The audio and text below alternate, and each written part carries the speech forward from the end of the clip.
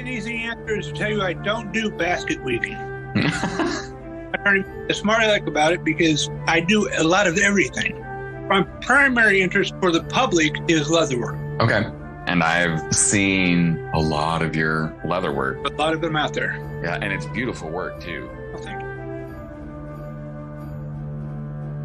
Bienvenue. Welcome to Coffee Talk with King Francois I, where we will discover the tales, trials, and talents of Renaissance Festival performers, merchants, and die-hard attendees as we journey by way of light-hearted and even at times heartwarming conversations about the Renaissance Festival world. I am your host, Theodore Jander, aka King Francois I.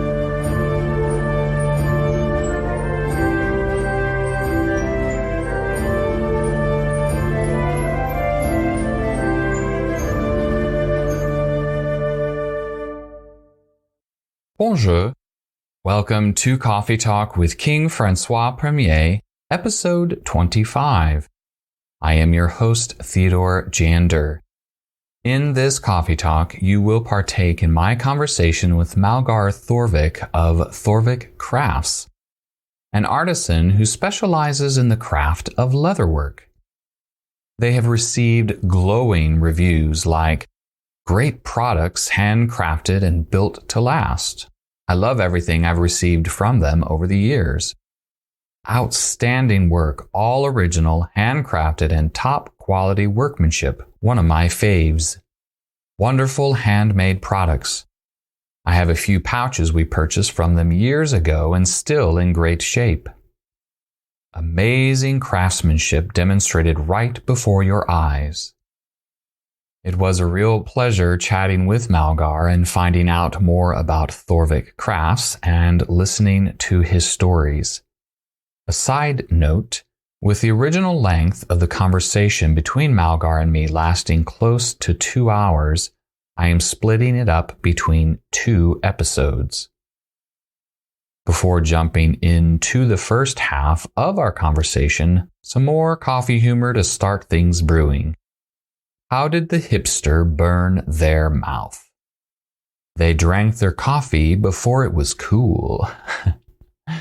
With that bit of brewlicious humor, grab a cup of your favorite Java, sit back, and enjoy this episode of Coffee Talk with King Francois I.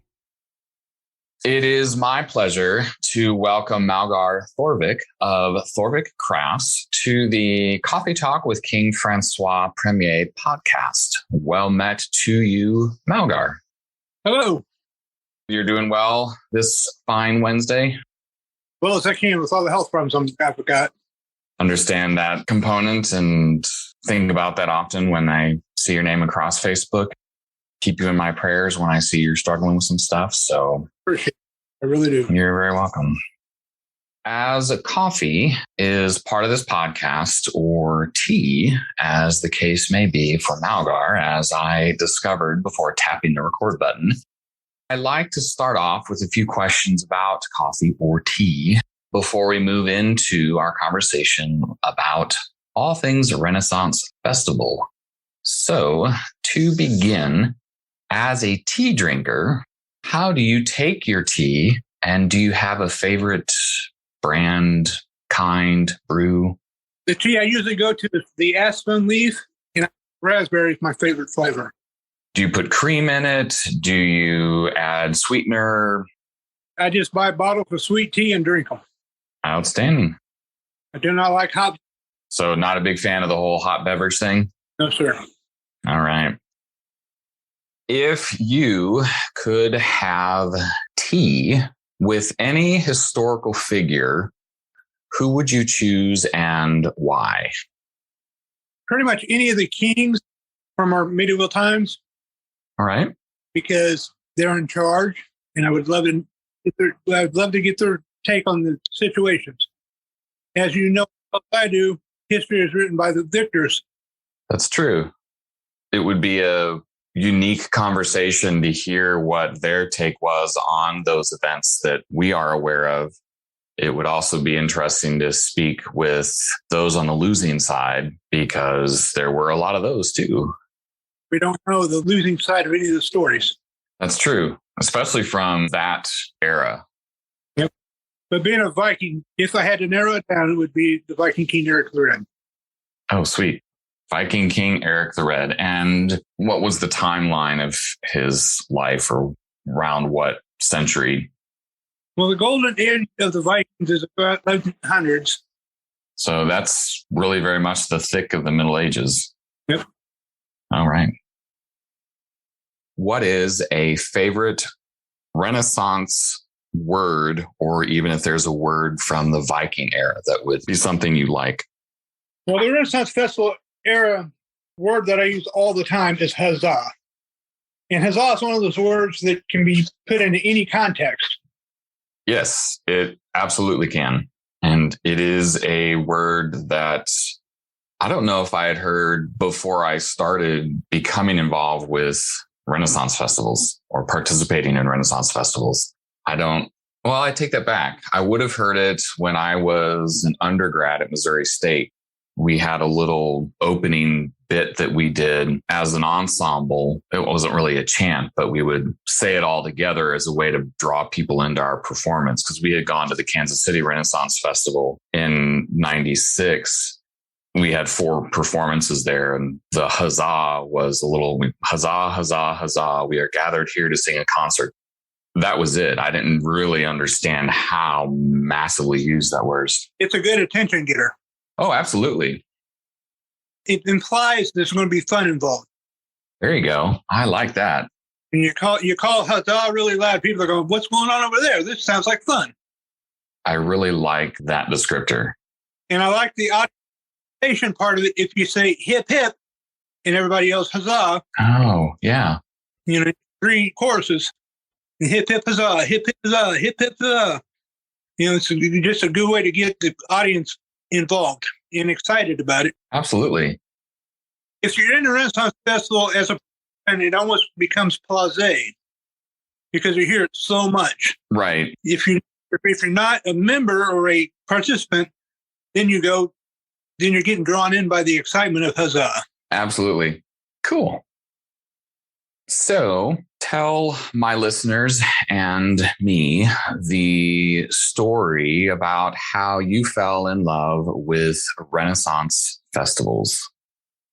I went to my first Renaissance festival probably in 89, 91. And then that was my freshman year of high school. Okay. Because I'm big into theater, we did the play Camelot that year. And my mom knew a gentleman that was in the SCA. She talked him into coming out, and he brought his armor and his real swords, and we were able to feel those and handle them, wear those, because all we had to use on the stage was plastic. And when you're wearing a plastic armor, you're not walking the same as you would in heavy steel armor. So that was my introduction to the SCA. Sweet. We went to the Renaissance Festival that year, and I haven't left. Sweet.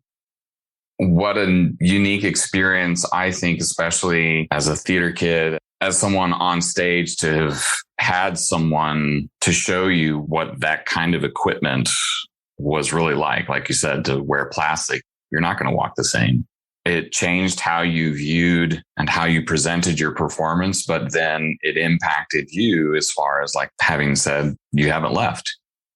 So not having left, in 1 or 2 or more sentences, as a merchant, was that something that you started in right away in the Renaissance Festival world, or was that something that you came into doing? When I started doing the SCA at the Ren Fair, so it's kind of, 2 things melted together for me. Okay. I started doing the SCA Dell, or the area, at the Kansas City Renaissance Festival, and I started doing it every weekend in 92. And the thing I would demonstrate how to make it, people would say, hey, I want one of those. How much is that? We couldn't sell anything because the SCA is a different organization. So I walk across the bridge into the Kansas City Ren Fair and sell the item, and then go back to across the bridge and do the demonstrations. Mm-hmm. And I realized I was broke. Mm-hmm. We had no money. So when people started telling me they would pay me to do what I love to do, then I was hooked. And then a friend of mine who's in the SCA was working booth at the Kansas City Fair, and talking with him, he's actually my Laurel, which means he's a master craftsman. I'm an apprentice to him. Okay. He invited me up to become part of that booth, which was at the time Oakhart Crafts. I've been there, was there for years until they closed. All right. As a merchant, as a craftsman, what is it that you do? What is the craft that you create and such for Renaissance festivals, for the SCA? The quick and easy answer is to tell you I don't do basket weaving. I'm trying to be as smart as I like about it because I do a lot of everything. You've seen at the St. Louis Fair. Right. My primary interest for the public is leatherwork. Okay. And I've seen a lot of your leatherwork over. A lot of them out there. Yeah.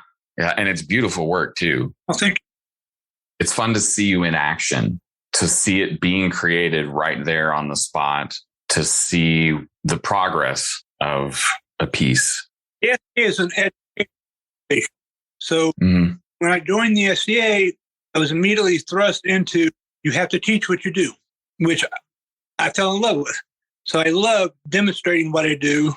And some people say it's showing off, but I think it's fun to educate people as I'm doing what I do. Are you considered a master craftsman now? Or are you still? I am not. Or not in the SCA, I'm not. Okay. Now, is that something that you're striving to become, or what kind of process is it to become a master craftsman in your area? Within the SCA, the other Laurel or master craftsmen have to vote you in and make a member of the Order of the Laurel, and that means you're a master craftsman. Oh, okay. I think I'm a master, but in the SCA, I'm not recognized as such because I'm not active enough. And my health has been so bad for the last 20 years that I don't make enough events for people to know me enough to vote on me, yes or no. Oh, okay. And I've been told by other Laurels, and you're not supposed to talk what happens in the Laurel meeting stays in the Laurel meeting. Mm-hmm. But I've been told that my name has been brought up, but people get into an argument. He's a leather worker. No, he's a blacksmith. No, he's a bronze worker. No, he's this, he's that, is that. I do so many different things that they can't vote me in for any one thing because I do everything. Okay. And I don't go to enough events. So it's not something my feelings are hurt over because I don't think I've earned the SCA Master Craftsman level. The Renaissance fairs have taken me away from the SCA a lot because now I'm putting all my time and effort into that. Right. And like you said, you're where the money is, essentially, because the SCA you're there to entertain yourselves. Whereas with the Renaissance festivals, we're there to entertain other people, and you're providing your wares. Are you able to sell your craft works at SCA events? I do, but the SCA refers to it as our kingdom because the SCA is broken down into kingdoms all over the world. Okay. Our kingdom is the Kingdom of Calontir, which is Kansas, Nebraska, Iowa, Missouri, and a little bit of Arkansas. Our kingdom is known as the do-it-yourself kingdom. So when we have big events, we have classes going all the time. We're always teaching and we're always learning. So my big money at the events is to sell leather, just hides of leather. Oh. I'm the dealer. I'm the how do I say this? I'm the enabler.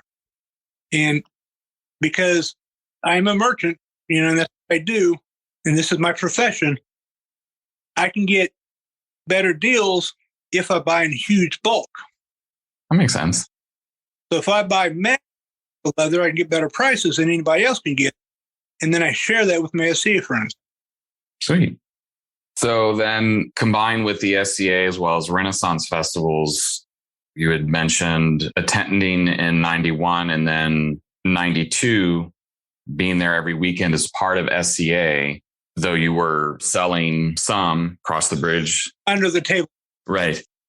And when did you become like an official merchant, if you will, of Renaissance festivals? When did that component take hold? When I started Thorvik Crafts and made it official and started paying taxes and didn't do everything legally. So I've been doing it as a merchant since 94. So 1994 was when Thorvik Crafts was established? Yes. All right. For almost 30 years. Can't wait. That's a nice length of time into that you're able to still be doing it. You have said that you've been struggling with some health issues, but I'm thrilled to know that you are still active with it, that we see you every year at the St. Louis Renaissance Festival. So what was it about the leatherwork, the blacksmith, that component that started you creating that type of craft? What was it that drew you into the leatherwork? Let's start with that. What started was, like I said, I was broke. Okay. I couldn't buy the things I wanted or needed to do the reenactments. I learned how to make what I needed to do the reenactments. And somebody would say, hey, that's cool. Where'd you get it? Well, I made it. Well, make me one. That's not what I do. I'll pay you. You'll pay me? I have one ready for you in just a minute. Okay. Started making them and sell them to other people, which gave me money to buy materials to make other things that I wanted to make. All right. But it's just a self-feeding frenzy. Outstanding. So it came out of a necessity and discovering, one, the talent that you had to create the things, all the things that you do with leatherwork, etc., because you wanted those things as part of the SCA, and then discovering that people would pay you. Nice. Did your education or any jobs before becoming a full-time merchant play a part in your involvement in Renaissance festivals? Not at all. Not at all. And my family's never done it. I wasn't raised this way. I'm not really the black sheep of the family, but I'm going out on a whole different tangent than everybody else in my family. Okay. So this is just what I live for. Brilliant. You know, it's an addiction. It really is. This is then your livelihood. This is how you make a living, correct? It is now. Okay. Works for the Department of Corrections. Oh, okay. I had a job thinking this is going to be my career. Mm-hmm. I've got college degrees for criminal justice, and my health got so bad that I was forced to take an early retirement and go on disability. Luckily for me, I had the business to fall back on, and one of the main reasons why I sell what I make is because I'm making stuff all the time. If I didn't sell it, I would run out of room. Now, I love working with my hands, and that's what I live for. So if I didn't have anybody to sell pouches to, I would have warehouses full of pouches. I've made over 6,000 of the pouch that I make, and no two have ever been the same. Wow. They're all one of a kind. Sweet. And then I recently have been diagnosed. And it's a diagnosis I've never even heard of before. It's called completism. And the way they explained it to me is, again, they went to coffee, and I don't drink coffee. But if I was a coffee drinker, I would find my favorite coffee pot maker. Okay. And as a completist, I would have to have every single model of coffee pot that company ever made. I would have to have the complete collection. Okay. That diagnosis makes so much sense to me now. Because when I get a hide of leather, side of leather is half a cow, I buy a whole piece of leather and I start cutting pieces for pouches. I cut the entire side into those pouch pieces. Oh. Yeah, so it makes sense now. Not my fault. It's completism. They just gave me something to blame it on. Right. You said that you love working with your hands, and this is a brilliant outlet for that. And Thank you. Despite the diagnosis, in some ways, it's a beneficial thing to have because in some ways, it drives you to do what you do, to create and produce the amount that you do. That's a lot of pouches. Well, and that's 30 years of work, though. Right. Yes. 6,000 pouches in 30 years isn't that impressive to me. Okay. But now, did you make every single one of them? Every one. So how long does it take you then to make a single pouch? That's an open-ended question because complexity of the pouches had more time. Right. That makes sense. Yeah. What I consider a regular pouch, I can usually crank one out in probably 6 hours. Okay. And that's from cutting the leather to cutting the pattern pieces to do all the sewing. If I'm stamping it by hand, that takes a lot longer. But I can emboss it with stamps and that speeds it up a lot. I've learned over the years how to do this quicker just so that I can have enough to keep the customers happy. Mm-hmm. But rarely ever do I sit down and start a pouch and work on that pouch till I'm done. I'm usually making 5 to 10 pouches at a time. Okay. So I can speed the process and just crank them out that way. But still, I'm using different leathers. I'm using different threads. I'm making every one of them different. Because making cookie cutter pouches is what I call them is boring to me. Well, it also gives a uniqueness to that pouch, to that product, because it is a one of a kind. What started me on this mental rage I have for one of a kind pouches. When I first started, I tried to go buy a pouch because I didn't have one. Mm-hmm. I went into a guy's shop at KC, said, I would like to buy a pouch. He said, great. You can have a blue one or you can have a red one. And he had 50 of each. I walked around the fair with this pouch that I just bought and I put it in my belt. That person's got one just like it. That person's got one just like it. Oh, what's it? Here comes another one. That intriguing to me. So when I sell a pouch, you're going to have a pouch that you have forever that nobody else will ever have. Right. I had a married couple come to me and ask me for matching pouches because they're a married couple and they wanted to dress the same. Mm-hmm. And I denied them to have 2 pouches exactly the same. And I had to talk to them to accepting a variation that I can do. And the strings on one were purple and the strings on the other were yellow, but they were different. Mm-hmm. And they allowed me to do that little variant just to keep me happy. Well, and it's nice that they recognize the quality and to make some adjustments because even as a couple, they are also individuals. So very much then like the pouches, to have those variations there, you can see that the pouches in some ways are similar, but they're also different like the individuals. They are able to match in some ways too as a married couple. Sweet. And that was fun for me. That was an interesting challenge that I like to do. And it keeps you going too. That's one of the things that having been doing this for as long as you have leads into another question. What keeps you going as far as creating the crafts, going to the Renaissance festivals? Essentially, yes. As you said, what keeps you going? I have to blame the public for that. Because you know who's going to walk into the booth. Yeah. Customers are different. They have different wants. They have different desires. They have different ideas. And so I feed on each person that comes in by their excitement about it. Mm-hmm. Sometimes I steer them this way or steer them that way, or just go with whatever their idea is. It's always a challenge every time, and it just keeps me going. Great.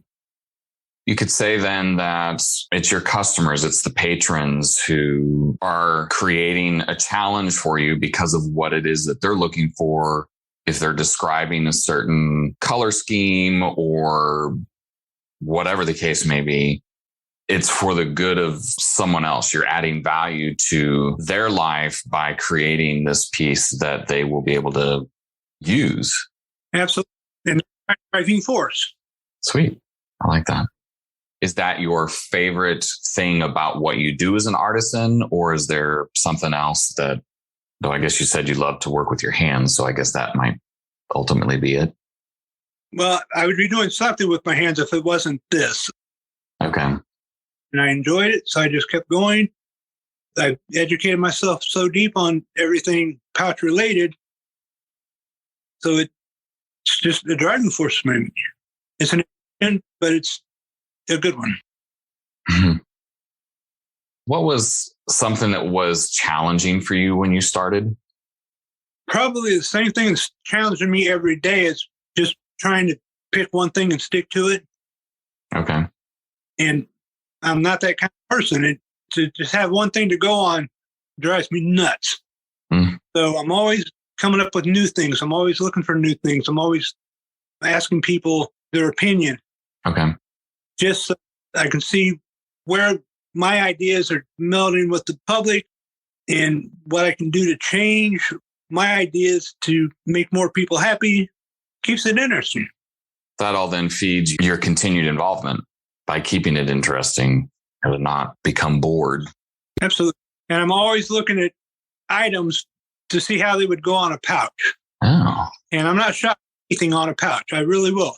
So I picked up pieces at flea markets, at garage sales, at antique malls that was never designed to be on a pouch. But I think outside of the box and I can put it on a pouch, it's going to look cool. So that's one of the things that helps me do this many pouches with all of them one of a kind is I'm always introducing new items to put on the pouches, the flap decoration, if you will. Oh, uh-huh. Always look for the next thing. Cool. Belt is pretty boring because there's only so much you can do with a belt. You have to have the belt to wear the pouch. So I make the belts just to facilitate people wearing the pouches. Oh. Oddly enough, I hadn't really thought about the importance of the belt in order to carry the pouch. That makes sense. Of Renaissance festivals, most of the garb, you can wear conventional belts, but to have something that's handmade, unique, because you go to, you name it, clothing store or whatever, and they have racks of belts, they all look identical. Well, unfortunately, so do mine. Okay. Set up at this, like the St. Louis Fair or any other fair, you'll see just racks of belts. And I've got the black ones, I've got the brown ones. The black ones are usually either black all the way through or they're black dyed so that they're brown on the sides. And that's just the way I buy the leather. So I have to do massive amounts of belts. Just they have to have that to wear the pouch. I can put a lot of work into the belt, but nobody wants to pay for that. So belts shouldn't be seen. Oh, it's all about the pouch. Yeah, the belt being decorative is going to pull the eye away from the pouch. Uh-huh. I would put a decorative pouch on a plain belt, and belts are the part of the costume that takes the most use. So you need to have that easy to replace as it gets worn out over the years. And like I said, I've been doing this for 30 years. I've worn some belts out. That actually makes perfect sense. So I guess depending on which merchants, I've seen a lot of ornate belts, but the more I think about it with the garb that I wear, you're not really going to see the belt because if you wear an overrobe, if you have a cloak on, if you have a tabard of some kind or whatever, yeah, you're not going to see the belt. So that makes a lot of sense. And the most common used in the Renaissance Festival setting is the ring belt. And that's where you're tying the front with the flap hanging down. Mm-hmm. That takes so much abuse that doing a decorative belt with a lot of tooling and dyeing and have a pattern, it's going to fail. It's not going to last more than 2 or 3 years. So I would rather do a simple belt and then put really nice things on that belt. I like it. The belts, though, you're still handcrafting components of the belt as far as the putting the rings on, as far as the, I guess, grommeting, however you secure the ring. I put rivets on it. Rivets. There it is. So easily take the ring off and put a fancier belt buckle on it. Or I know people, especially at the Ren fairs, that wear multiple different costumes. So some of them are set up for brass hardware. Some of them are set up with silver hardware. So those people, I do a black rivet that just disappears with the black belt. Yeah. And then you've got colored buckles on it. Mm-hmm. And they could easily swap them out for the next costume they're wearing. So I try to be flexible as I can be with it. Sweet. But I'm always going to look for and try to find ways I can reduce the price as much as possible for all the customers. Because, like I say, I do so much leather work that the more leather I buy, the cheaper I get it. Then I can sell it for cheaper. So yeah, it's easier for me to do 10 of them at a cheaper price than it is to do one at a high price. So I'd rather sell 10 items than one $100 item. Yeah. I would rather keep my prices as low as possible so I can meet more people. Right. And with the product, depending on what you're selling, the belts, like you said, they're not the ornate aspect. The idea is that more of the time is put into the pouches in particular, because they're the more eye-appealing component. Speaking of belts and pouches, what are some of the other products that you create, whether leather or otherwise? Well, my primary merchant item at a Ren fair is the belts, the pouches, the mug straps, the fur tails. And fur tails didn't used to be a thing. And I started selling them at St. Louis and other festivals, but primarily at the St. Louis Festival. When I started selling them, people started wearing them, and it became a status symbol. And a lot of people have told me that this is their first festival they've ever gone to, but they knew from all their friends, I have to get a pouch. I have to get a fur tail from Thorvik, mm-hmm. because that's what you got to have be cool. And fur tails are cool to have. Huh. I've seen patrons, I've seen performers and merchants. They don't just have one tail. They're sporting a couple. Yeah, there's several customers I've got that have over 30 that they wear. Holy smokes. The joke that we have all the time is, does this tail make my butt look big? No, your butt makes the tails look big. When you're wearing 30 tails on your hips are now a foot wider than they were before. Right. Just because you've got all these fur tails on. I've always got them available.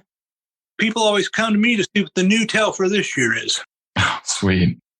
It's things like that keep me interested and keep me involved, excited about doing this.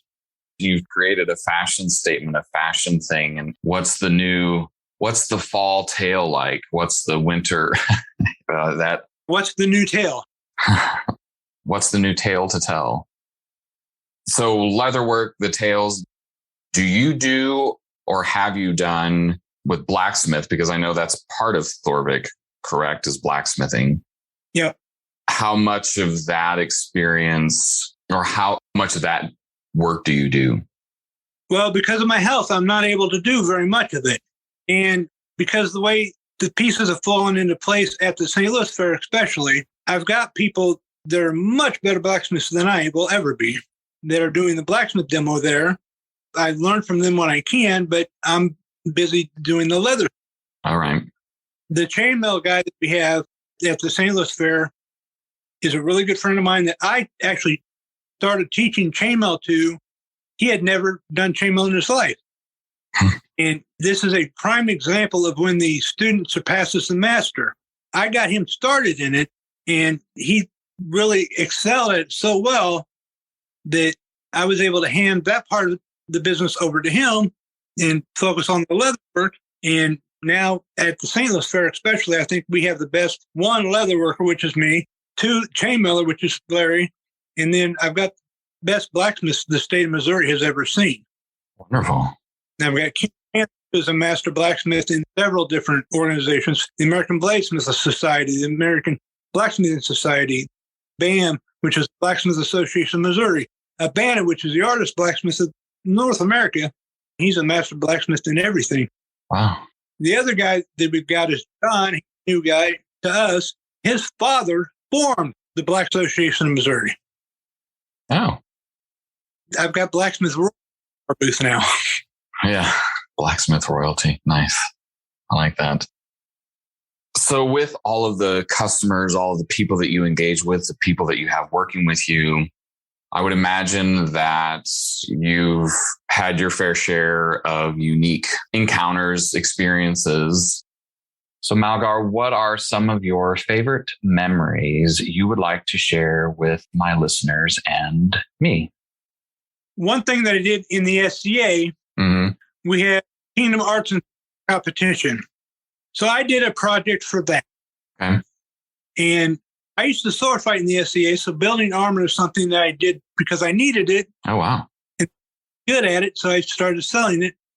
One of the things that intrigued me really, really deeply as a Viking was a piece of body armor that was found from the Battle of Visby that occurred July 25th, 1361. And this one piece of body armor, well, where the battle happened, it was a massive, just one-day battle. The Danish army came in to take over the Swedish island of Gallen because the Swedish army was fighting somewhere else. So the Danish army came in and just devastated the entire community. Oh. Every person that could possibly lift a shield and a sword was out there fighting. And after that one-day battle was over, the Danish army left. It happened basically on the front lawn of a convent. Oh. So the nuns and monks had no interest in the armor. Every battle that we can document throughout history, they fight, they die, somebody comes in, takes the body armor off the body, cleans it up, and resells it. Because the monks and the nuns didn't have any interest in the armor at all, but it was in the middle of summer in Sweden, basically geographically North Dakota. If you lived there and you had 1,800 dead people in your front yard, you would have about that. Right. They pushed all the dead bodies into 3 natural recurring ravines and knocked the hills over on top of them and buried them. The peat moss content of the soil was so high that it preserved the metal artifacts almost exactly as they were buried. Oh. So we got more information from the archaeological dig on Viking era armor from that one-day battle than all the other battles combined. Whoa. And they say they found over 1,800 different body armor pieces. And they classified them by type. Okay. Type 2, Type 3, all the way up to 28. Armor 24 was the best armor they've ever seen from Viking era. And the closest to that had roughly 230 to 250 steel plates on it. It was called a coated plate, which is basically a leather jacket lined with steel plates. Some of them only had 2 plates, one for the front, one for the back. Armor 24 had 550. Wow. So that's what I shot my goal at, and that's what I made. Ooh. Made my reproduction of Armor 24 from the Battle of Visby. And I won the competition that I entered in the SCA. Outstanding. And I had 18-page documentation for this piece of armor. Wow. It took months of research just to write the documentation on it, and then 6 months to build this one piece. Of course, I brought it to St. Louis to show it off, and everybody comes in and goes, wow, how much is that? And I tell them, and they believe. We had one guy walk in, and he was wearing a 3-piece suit. And because I'm in the Renaissance Festival mindset, I just assumed he was a Doctor Who fan. Oh. So I didn't think anything of it. I didn't make any judgments, anything about the way he was dressed. And he started asking about that piece of armor. And and we pull it down off the wall where it's hanging in the window there. And he said, can we pull it down and look at it? Absolutely. Like I said, 6 months of documentation, 6 months of building. It was a year of my life in this piece. So I will talk to anybody about it. Right. So we pulled it down. He was looking at it, and it didn't click in my head that he was putting his hand up against the plates like this.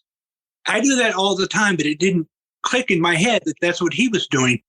I know exactly how wide my hand is. Oh. He was measuring the plates with his hand. And he was counting how many plates were there. That didn't click on me because I'm dealing with other customers, and he's doing his thing with my armor. I'm talking to everybody else. And then he asked the question, well, how much is this? Or is this for sale? Well, of course it is. How much is it? And I told him. And I told him $1,600, just like I told everybody else. He reached into the breast pocket of his vest and pulled out a stack of $100 bills. Oh, my gosh. Counted out 16, folded them back and put them back in this pocket. And he said, do I just carry it out? Well, sir, it's easier to wear, so your skeletal system's carrying the weight. When you're carrying it, your muscle system's carrying the weight. Oh. I can just wear it out. Well, you bought it, it's yours. I helped him put it on, and he wore it out. About 3 months later, I get a letter in the mail, no return address. And I opened it and read the letter, and this guy was apologizing to me for buying the armor that I obviously put my life into. Because he took a copy of my 18-page documentation that went with it. I gave him step-by-step photographs that I had with the armor. I had a photo album. That's step-by-step pictures of me making the piece. Mm-hmm. I gave him the photo album, gave him the documentation, and he bought the piece of armor for $1,600, which, this was 15 years ago. Mm-hmm. $1,600 to me 15 years ago was a big amount of money like it is today. Back then, it was even bigger for me. In this letter, he's apologizing for buying the armor the way he had to buy it. He said, I'm not legally allowed to tell you this, but your life went into this, and I felt compelled to tell you at least what I can get away with telling you. He was a buyer for a museum group in the Minnesota area. That's as specified as he got. Oh, wow.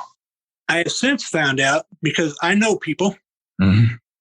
that it's now sitting in a storage.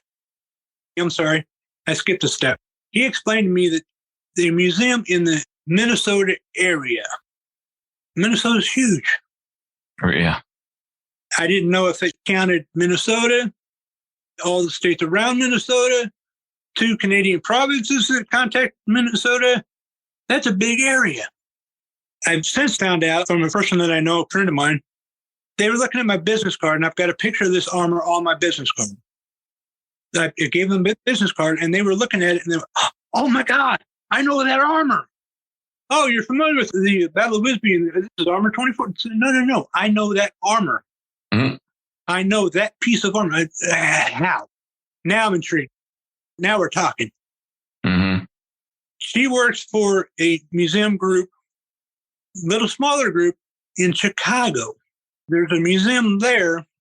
Well, the guy told me the museum group has sent him around the world 3 times looking for a close enough replication of this armor. They sent him around the world 3 times looking for a close enough replication of armor 24 from the Battle of Wisby. Mm. And he found it at the St. Louis Ren Fair. Wow. Somebody told him that it was on display at the St. Louis Ren Fair. So he came to St. Louis just for that. So anyhow, the museum is building a wing onto the Viking Museum. Mm-hmm. Just for the Battle of Wisby. Sweet. They wanted armor 24 to be the keynote exhibit for the entire wing of this museum. Wow.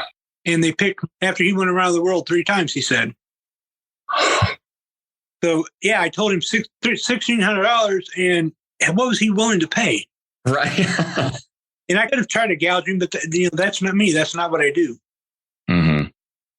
So this friend of mine told me the backstory that she knew about this armor. It's now sitting in storage in the bottom of a different museum in Chicago because the original museum has lost funding. Oh. So they've not yet built the wing onto the museum. Okay. So it's been in storage for the last 5 years, waiting for the funding to go through to finish building the wing. So that's what keeps me excited. That really touches me inside my heart. I love doing the studying. I love educating. I love doing historically accurate pieces. Mm-hmm. To be able to do that and no potential's there that millions of people are going to get to see this. Right. Well, and it's, oh my gosh, to have created something so substantial. Like you said, that was a year's worth of your life that you put into this. And it disappeared far in the wind. Yeah. I sold it, which is fine. That's what I do. Mm-hmm. It's storage in the bottom of a different museum that nobody will ever see. Yeah. So I'm starting to make a new one. Oh, wow. I haven't actually started working on it yet, but I'm in the process of getting it going. Okay. I'm redoing all the documentation for it again. So it's going to eventually. Sweet. My laurel, when I told him that I had sold it, he goes, well, that sucks. He knew how good of a piece it was. But if you made it once, you can do it twice. Oh, what a great thing. But this next one will not be as historically accurate as the first one was, because the first one was built exactly like the one that was found. Okay. It means it was made to fit the guy that died wearing it. Oh. I wear it at the time. Yeah, I used to be much bigger than I am now. Mm-hmm. And I couldn't even put it on. I had to have people wearing it for me. Oh. When I was at the Kingdom Arts and Science competition, I actually had to have somebody else step in and put it on so they could see how it was worn, because it didn't fit me. Now that I've had the gastric bypass and I've lost more than half my body weight, I'm going to make one that fits me. There you go. Well, and to have that kind of an experience, I would hope that piece that you sold will be taken out of storage so that people can see the craftsmanship. And even though it's in storage, what an amazing thing for you to have gone through, one, in the creation of it.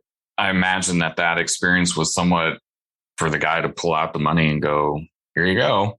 Because you've had so many people that you told and they walked away. But having that piece hanging up is what in the industry we call eye candy. Right. You know, you got to have something to draw them into the booth, and they'll buy what they can afford once they get in there. So that really was a drawing point for our booth when I had that. Yeah. Like I say, I was inundated with so many customers at the time that we had our conversations when we could, but then I had to address the next customer that came in. I didn't get a chance to fill him out. He was asking the right questions, so I knew he knew what he was talking about, but it didn't click. I had so many people get to the point of asking the price and then walk away that I didn't even think about it. And when he asked the price, I told him, and he reaches in his pocket, pulled out a stack of $100 bills. And that's what just clicks in my head, is he pulled out a stack of them. Folded in half, it was about this thick. That is a lot of bills, my friend. Yeah. Folded the rest of them, put them back in his pocket. I was shell-shocked. Yeah, I bet. Wow. So eventually I'm going to get a second one made. Terrific. It's definitely a passion that you have. And to have that experience of selling something like that, because you obviously made it out of your passion for the history and you won, to have won that competition with that piece. Where else are you going to have the opportunity to show it off? There's so many different aspects of that whole experience that just intrigues me and excites me. The people that judged me at the Kingdom Arts and Science competition, there was 4 of them, and all 4 of the judges were master armor makers. Wow. I mean, these were the biggest heavy-hitting armor makers this kingdom has ever seen. One of them, in fact, was from the kingdom that's in California, the Kingdom of the West. He came all the way here just to judge that competition. Wow. The judging took about an hour and a half of the interview with the judges, and they asked me questions. I answered them. They read my documentation. And all they could say about my documentation was, yeah, there's a few misspellings and mispunctuations, and there are a few little technical problems with the actual paper itself, but your information was spot on. You did great. And then at the end of the meeting with the judges, one of them stood up and he said, okay, I'm speaking now for all of the judges. And all were nodding their head. Yes, they're all in agreement. We've discussed this, and we all know about this armor. We all can build this armor. And they're all nodding yes. But we agreed. I do hope you enjoyed this episode and the first half of my conversation with my guest, Malgar Thorvik. As I have left you with a bit of a cliffhanger, be sure to tune in for the next installment of Coffee Talk with King Francois I to hear the conclusion of Malgar's Armor 24 story and the remainder of our conversation. To find out more about Thorvik Crafts, check out their Facebook page provided in the show notes. If you are a performer, merchant, staff, or diehard patron in or of the Renaissance Festival world and would like to be featured on Coffee Talk with King Francois I, reach out to me by way of clicking on the following link provided in the show notes. www.theodorejander.com/Coffee Talk Podcast. Would you like to receive early access every other week to each new episode, as well as receive a behind-the-scenes glimpse into the production and creative process for the podcast? If so, join the wonderful community of listeners supporting the show and making new things possible through Patreon. Learn more at www.patreon.com/Coffee Talk with King Francois. The link will be provided in the show notes. Thank you so much for tuning in to Coffee Talk with King Francois Premier. A bientôt. See you soon. Ciao for now and au revoir.